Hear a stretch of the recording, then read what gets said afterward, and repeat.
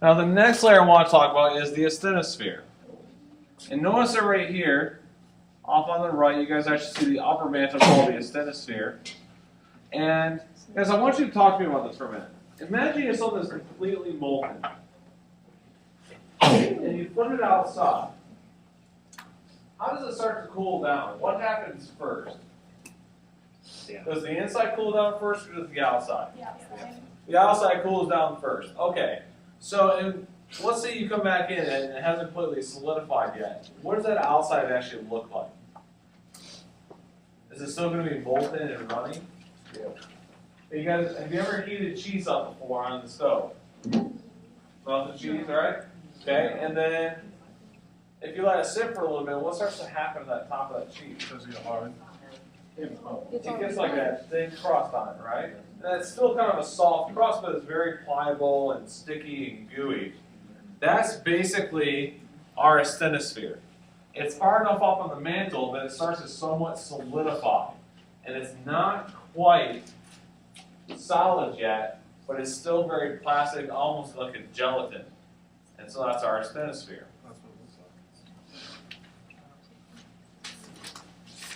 And the other thing to keep in mind with this is the asthenosphere has large amounts of this crystal right here that's called olivine. All right, that's what's coming around the classroom right now. You can actually see the beautiful olive green crystals that are forming inside this rock. And typically, if you have volcanic eruptions in which we find olivine, it means that that magma is coming from very deep within the earth. Now, the other thing that's kind of neat with olivine is if you guys have any jewelry, you might have olivine in there.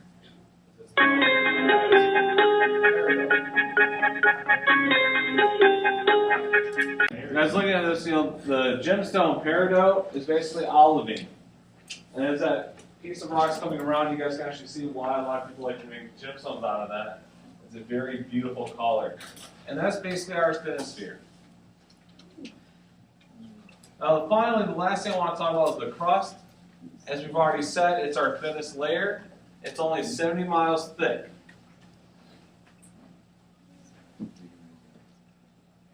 Now I'm going to challenge you. You have a minute and a half to share and discuss with your partners. Here's what you need to share and discuss.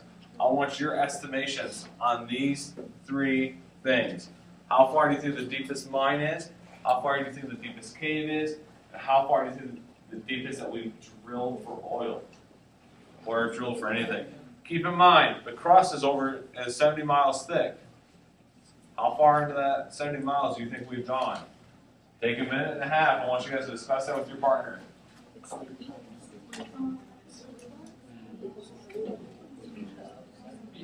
We're going to list them out. 40 million. Deepest mine. Gabby says 2 miles. 2 miles. 2 miles. 65 miles for the deepest mine. I said 10. 2 miles. I say 2. You guys, that's all right? 10 miles. 2 miles. 2. 2 miles. 18. 3. 30. Actually, we said I say 30 miles. 100. 18. You guys ready? Yeah. Deepest mine is only 1.6 miles. What? Oh. We said 2, so. Alright, so guys, 1.6.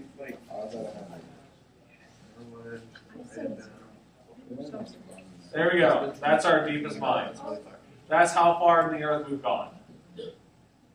Wow. For mining. Think about that. Put it on that scale. I like.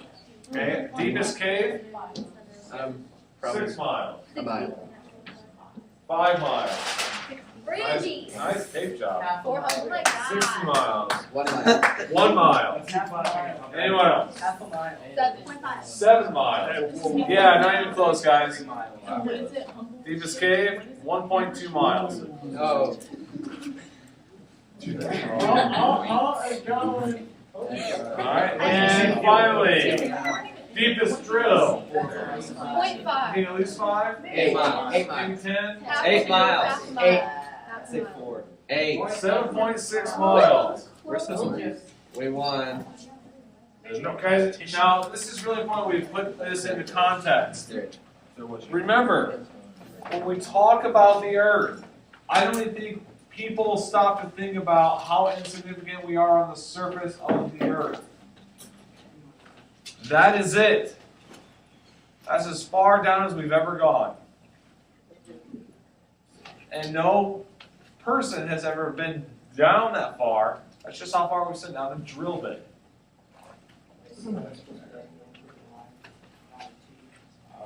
That is basically the surface of the Earth, and this is the bottom of the crust where you're getting into the Asthenosphere.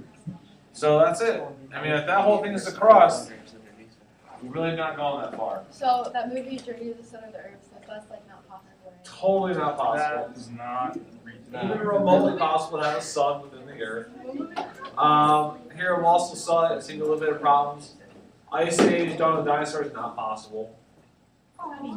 Core, not possible. What? Day After Tomorrow, not possible. It's a great movie though. Oh, I love that. So Yeah, it's good. great. Armageddon is only very slightly possible. 2012. 2012 is so ridiculous. So I never- ridiculously awesome. I never The said action it. scenes are I so never cool though. said When LA just gets destroyed, that is awesome. Oh, that's always a good day when LA gets destroyed. Zombieland. No, but seriously, I just like the movie for the Zombieland. special effects. LA. LA. He dies in